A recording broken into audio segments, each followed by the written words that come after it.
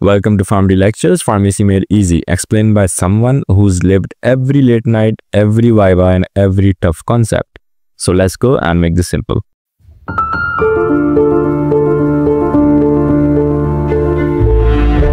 So here we are back with the part 2 of the meningitis, और आज हम बात करेंगे clinical manifestations, complications, prevention and treatment को डिस्कस करेंगे और मेनिंजाइटिस के लेक्चर को यहीं पे आज फिनिश करेंगे। ठीक है, तो हम जो है वो आगे बढ़ते हैं। अगर अभी तक किसी ने यूट्यूब चैनल को सब्सक्राइब नहीं किया और अपने दोस्तों से शेयर नहीं किया और बेल आइकन को प्रेस नहीं किया तो अभी जाके कर दें, ठीक है, ताकि आप हर आने वाली नई वीडियोस का जो नोटिफिकेशन है, ठीक है, वो आप हासिल कर सकें और इस तरीके से आसानी से अपनी डिग्री को और इन तमाम टॉपिक्स को जो कि बड़े इंपॉर्टेंट हैं, ठीक है, नॉलेज हासिल कर सकें। ठीक है, चलो कर स्टार्ट करते हैं।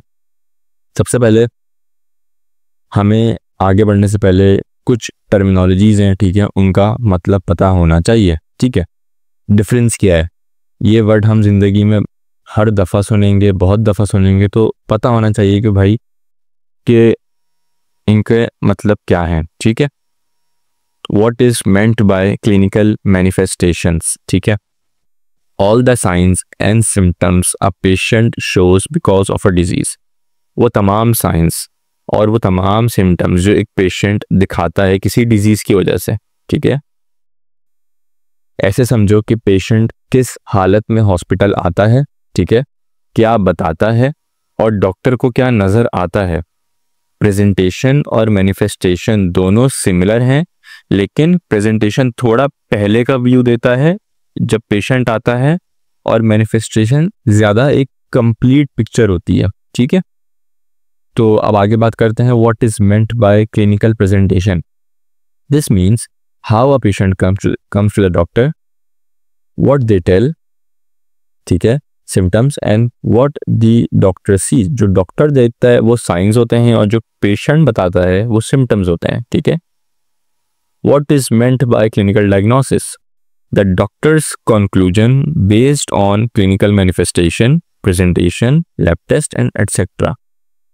जो डॉक्टर डायग्नोज करता है कि आपको क्या हुआ है, ठीक है, बेसिकली वो डॉक्टर का कंक्लूजन होता है। ठीक है, और वो किस बेसिस पे होता है? On the basis of the clinical manifestation, presentation, lab test वगैरह जो करवाते हैं, ठीक है, एटसेट्रा। फिर हमने लास्ट पार्ट 1 लेक्चर में हमने बात करी थी, एक इन्फ्लेमेटरी डिजीज थी सैरकोइडोसिस के नाम से, तो थोड़ा उसके बारे में पढ़ लेते हैं कि वो क्या होती है। Sarcoidosis is when your body's defence system starts attacking its own organs.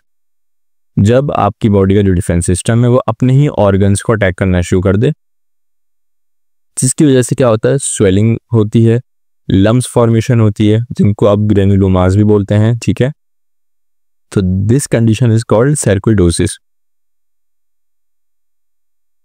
आप इसको इस तरीके से समझो कि सैरकोइडोसिस एक इम्यून कंडीशन है जिसमें बॉडी खुद के ऑर्गन्स को अटैक करने लगती है। ठीक है, ये बॉडी के अंदर स्वेलिंग और लम्स, जिसको आप ग्रेनुलोमास भी बोलते हैं, बनाना शुरू कर देती है। ये ग्रेनुलोमास जो होते हैं ऑर्गन की नॉर्मल फंक्शनिंग को डिस्टर्ब करते हैं। अच्छा, सोचने वाली बात यह है, ये इन्फ्लेमेशन किसी रियल डेंजर की वजह से नहीं होती। नॉर्मली इन्फ्लेमेशन तब होती है जब कुछ होता है, कोई इम्यून रिस्पॉन्स एक्टिव होता है, बट यहाँ पे ये इन्फ्लेमेशन किसी रियल डेंजर की वजह से नहीं होती। बॉडी खुद से अज्यूम कर लेती है कि कुछ प्रॉब्लम है और फिर फाइट करने लगती है अननेसेसरीली। ठीक है, यही बात यहाँ पे लिखी हुई है कि your body thinks there is a danger like an infection but there is none, so it keeps creating unnecessary inflammation which is not needed which causes damage instead of helping. तो वो चीज़ हेल्प करने के बजाय damage करना शुरू कर देती है। This condition is called sarcoidosis. ठीक है, अब हम बात करते हैं क्लिनिकल मैनिफेस्टेशंस। ठीक है, क्या क्या होती हैं। Acute bacterial meningitis usually presents with sudden onset headache. इसमें क्या होता है, सडन सिम्टम्स होते हैं, यानी कि हेडेक होता है, नेक स्टिफ हो जाती है, ठीक है, फोटोफोबिया होता है यानी कि देखने में मसला होता है, फीवर होता है और वॉमिटिंग होती है। जब आप एग्जामिनेशन करते हो तो आप ये नोटिस करते हो इसमें एक साइन आता है, स्पेशल किस्म का साइन होता है, कर्निक साइन, ठीक है। कर्निक साइन का मतलब क्या होता है? द अपीयरेंस ऑफ रेजिस्टेंस और pen during extension of the patient knees beyond 135 degree. जब आप पेशेंट के नी को 135 डिग्री से बियॉन्ड एक्सटेंड करते हो ना, तो उसको दर्द होता है या सॉर्ट ऑफ रेजिस्टेंस वो शो करता है कि यार इससे ज्यादा नहीं हो पा रहा, ठीक है। This sign is called Kernig sign, ठीक है। फिर हम यहाँ पर बात लिखी हुई है, where meningitis is complicated by septicaemia there may be a septic shock. अगर ये मेनिंजाइटिस ब्लड तक फैल जाए तो कंडीशन बन सकती है जिसको हम कहते हैं सेप्टिसीमिया, जिसमें बैक्टीरिया ब्लड स्ट्रीम में चला जाता है। And you know very well कि एक दफ़ा वो ब्लड स्ट्रीम में एंटर हो गया, दैट मीन्स वो पूरी बॉडी में कहीं भी ट्रांसपोर्ट हो सकता है, ठीक है, which is very dangerous. Septic shock, it is a dangerous stage of septicemia where the infection causes very low blood pressure, ठीक है। उस इन्फेक्शन की वजह से जो ब्लड प्रेशर होता है इतना लो हो जाता है, ठीक है, कि जो दूसरे ऑर्गन्स होते हैं, हार्ट, लंग्स, किडनी, जो आपके मेन ऑर्गन्स हैं, वो फेल होना शुरू हो जाते हैं, ठीक है। यानी कि जब ब्लड प्रेशर इतना लो हो जाए कि ऑर्गन्स काम करना ही बंद कर दें, ठीक है, that is called septic shock. And why it happen? Due to septicaemia.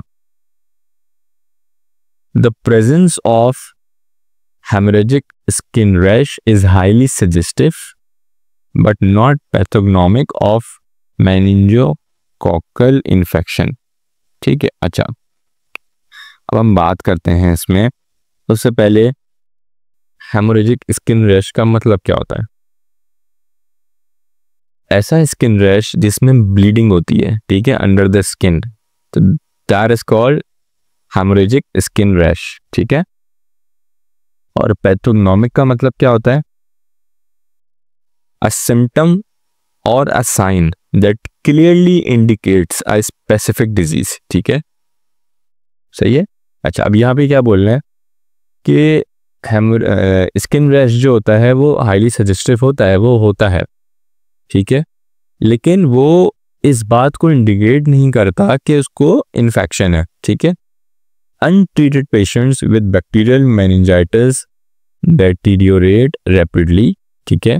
अगर ऐसा कोई पेशेंट होगा जो उसको बैक्टीरियल मेनिंजाइटिस है और उसको आप ट्रीट नहीं करो तो ऑब्वियसली उसकी हेल्थ तेजी से डाउन होती है। With the development of seizure, उसको सीजर्स भी होते हैं, ठीक है। Finally obtundation and loss of consciousness can lead to death.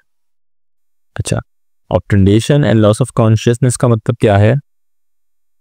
यानी कि जो पेशेंट है वो ही और she becoming very drowsy, slow to respond और अनकॉन्शियस।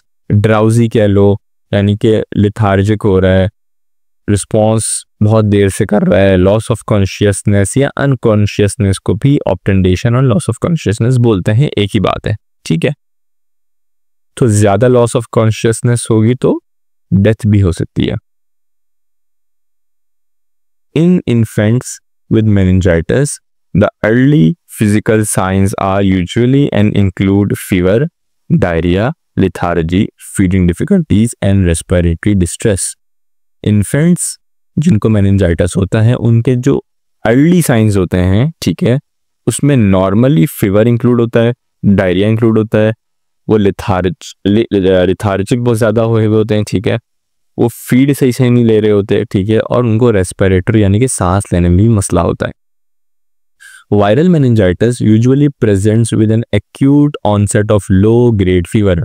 वायरल मेनिंजाइटिस नॉर्मली किस तरीके से अपीयर होता है? जब लो ग्रेड फीवर से शुरू होती है कहानी, ठीक है। हेडेक होता है, फोटोफोबिया होता है। फोटोफोबिया वही देखने में इशू, हेडेक, सर का दर्द, नेक स्टिफनेस, गर्दन का कट जाना। Unless they develop encephalitis. Encephalitis क्या होता है? आइटिस है, that means it is an inflammation, but of what?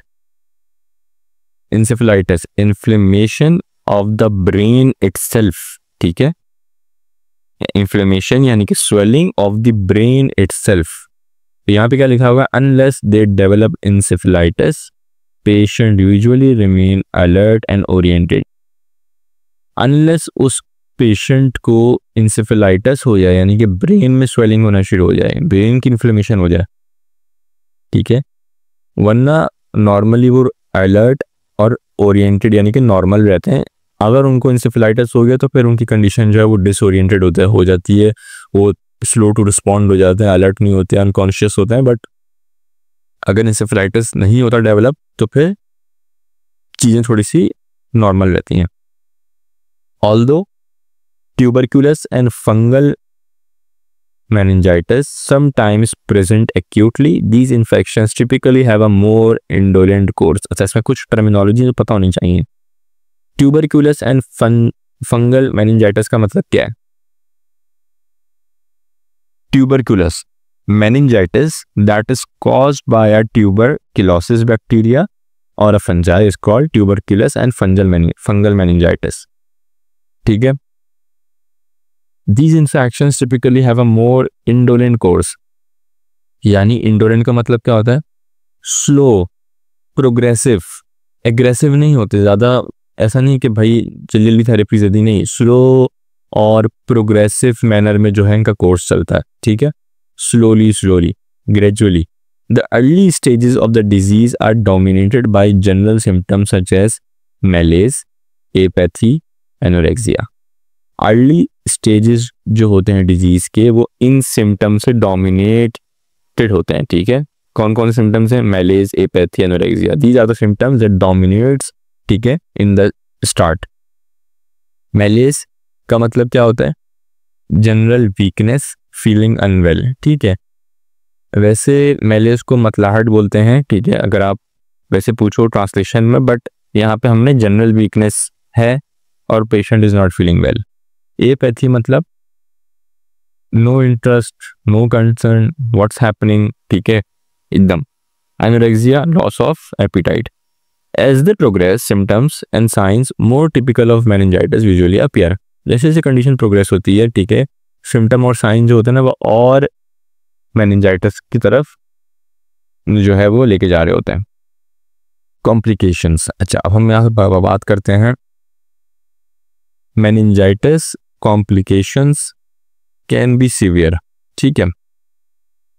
The longer you और your child has the disease without treatment the greater the risk of seizures and permanent neurological damage including dash. अच्छा, meningitis की complication severe होती हैं, ठीक है। जितना लंबा time कोई भी बंदा रहेगा डिजीज के साथ विदाउट ट्रीटमेंट तो उसके चांसेस बढ़ जाते हैं कि उसको सीजर्स हों, परमानेंट न्यूरोलॉजिकल डैमेज भी हो सकता है, ठीक है। जिसमें आपके पास कौन कौन सी कंडीशंस आती हैं? Hearing loss, memory problems, learning disabilities, brain damage, ठीक है। तो मैंने क्या बताया कि अगर ट्रीटमेंट डिले हो जाए मेनिंजाइटिस से परमानेंट डैमेज हो सकता है, ठीक है। और कौन कौन सी कॉम्प्लिकेशन डेवलप हो सकती हैं? Hearing loss, memory loss, learning disabilities, brain damage, seizures, trouble walking, kidney failure. ये सारे वो वर्ड्स हैं जो अपने आप में सेल्फ एक्सप्लेनेटरी हैं, इनको तो एक्सप्लेन करना इतना नीडेड नहीं है। किडनी फेल हो जाएगा, ट्रबल वॉकिंग, चलने में मसला होता है, ठीक है, डेथ हो सकती है। इसलिए अर्ली डायग्नोसिस और ट्रीटमेंट बहुत इंपॉर्टेंट है। With prompt treatment even people with severe meningitis can have good recovery. तो अगर किसी को आप प्रॉम्प्ट ट्रीटमेंट दे दो, ठीक है, तो अगर किसी को सिवियर मेनिंजाइटिस भी होता है ना तो वो उसकी भी अच्छी रिकवरी पॉसिबल होती है, ठीक है। अब हम यहाँ बात करते हैं प्रिवेंशन, यानी कि how can we prevent meningitis. So basically these are the steps, ठीक है, that can help prevent meningitis. सबसे पहला, सबसे बेसिक, washing hands. And it's not about only for meningitis, it's about for everything that you have to wash your hands. Careful hand washing helps prevent the spread of germs, ठीक है, यानी कि अगर आप अच्छे से हाथ धो तो जर्म्स स्प्रेड नहीं होंगे। Specially before eating and after using the toilet, spending time in a crowded public place और पेटिंग एनिमल्स। और स्पेशली खाने से पहले हाथ धो, टॉयलेट यूज़ करने के बाद हाथ धो, ठीक है। अगर आप public place, crowded public place में हैं जिम हो गया एंड ऑल दैट, तो आप वहाँ पे आके फ़ौरन हाथ दो, या आपके पेट एनिमल्स हैं घर में और आपने उनको अभी टच किया है तो उनके बाद भी आके अपने फ़ौरन हैंड्स को वॉश करें। Practice good hygiene, don't share drinks, अपनी ड्रिंक्स शेयर नहीं करें, फूड शेयर नहीं करें, स्ट्रॉ शेयर नहीं करें, यूटेंसिल्स, ठीक है, लिप बाम्स, टूथब्रशेस किसी से शेयर नहीं करें, और ये वैसे भी नहीं करने चाहिए। Teach children and teens to avoid sharing these items to stay healthy, maintain your immune system by getting enough rest. Enough rest का मतलब ये नहीं कि आप घर में बैठे रहें काम नहीं करें, इसका मतलब ये कि आप रात को सोएं, प्रॉपर 8 आवर्स 9 आवर्स की जो है अपनी नींद पूरी करें, ठीक है, रेगुलरली एक्सरसाइज करें, हेल्दी डाइट खाएं, उसमें फ्रेश फ्रूट्स हों, वेजिटेबल्स हों, होल ग्रेन्स हों, ठीक है। Cover your mouth when you need to cough और स्नीज, जब भी आप कफ करें या स्नीज करें, ठीक है, be sure to cover your mouth and nose, ठीक है। Pregnancy care with food, reduce your risk of a listeria infection by cooking meat, avoid cheeses made from unpasteurized milk. अच्छा, अनपैस्चराइज्ड मिल्क क्या होता है? अनपैस्चराइज्ड milk वो milk होता है, it's a raw milk that has not been heat treated to kill germs, ठीक है, पढ़ा था बचपन में पैस्चराइजेशन, ठीक है। और पैस्चराइज्ड मिल्क क्या होता है?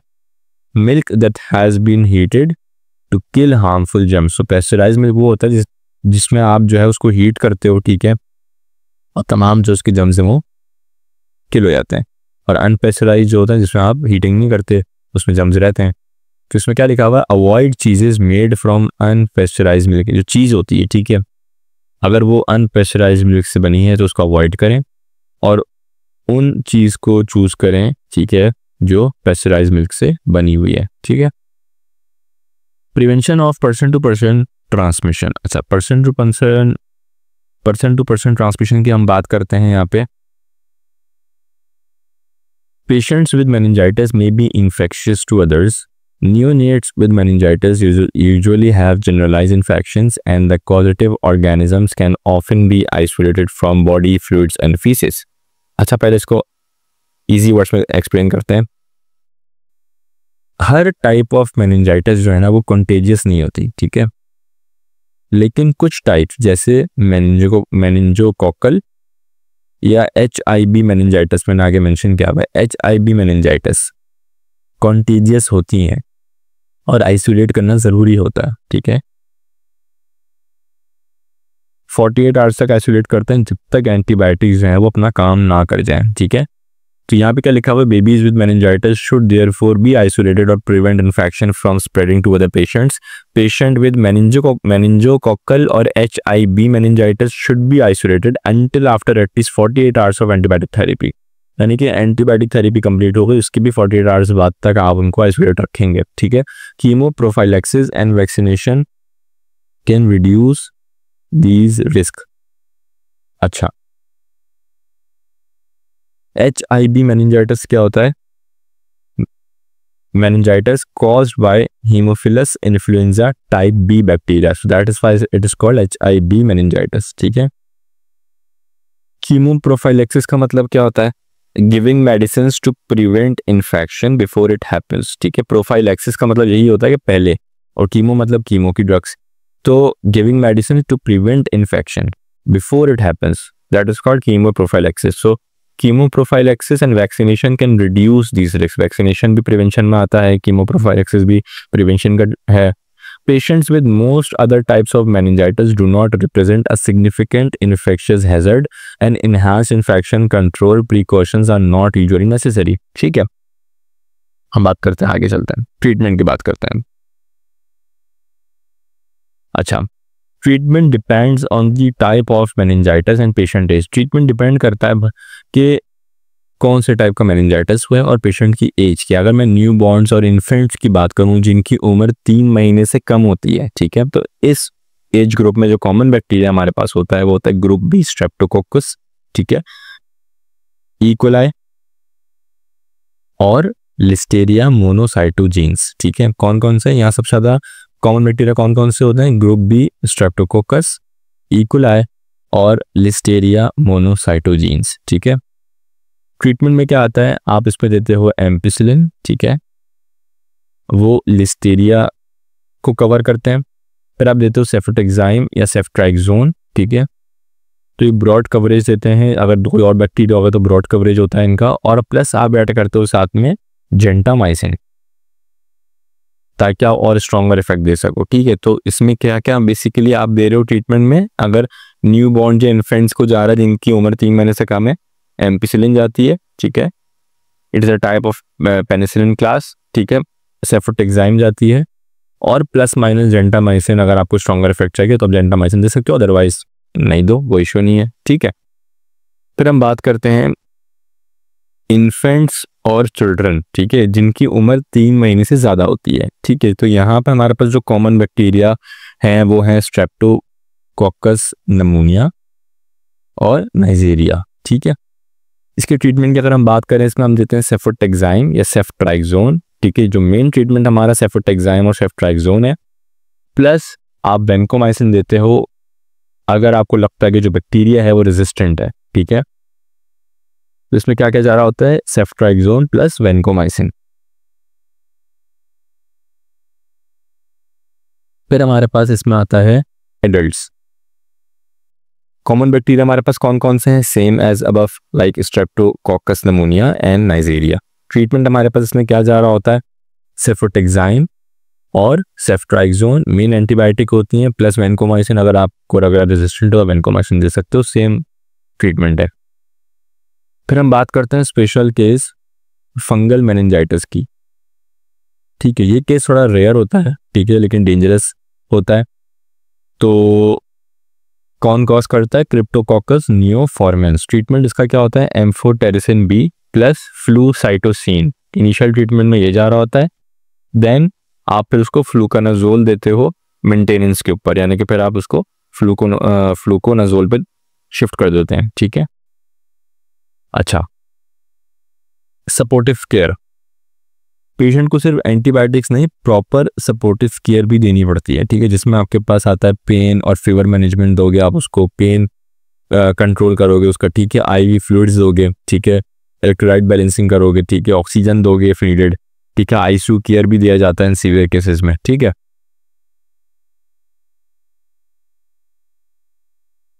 अच्छा, ये जो स्लाइड है, ठीक है, it's not mainly a treatment but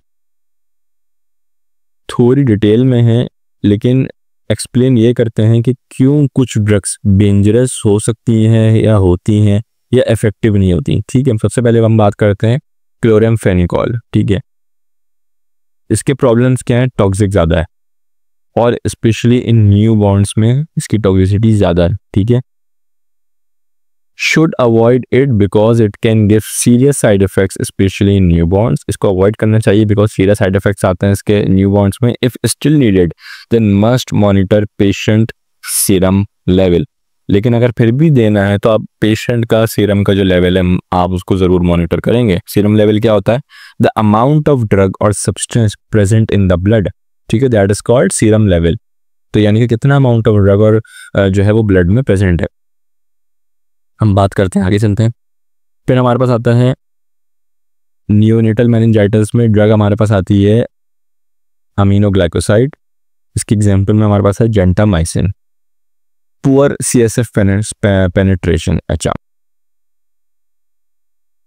और अनप्रिडिक्टेबल इफेक्ट्स आते हैं न्यूबॉर्न में, ठीक है।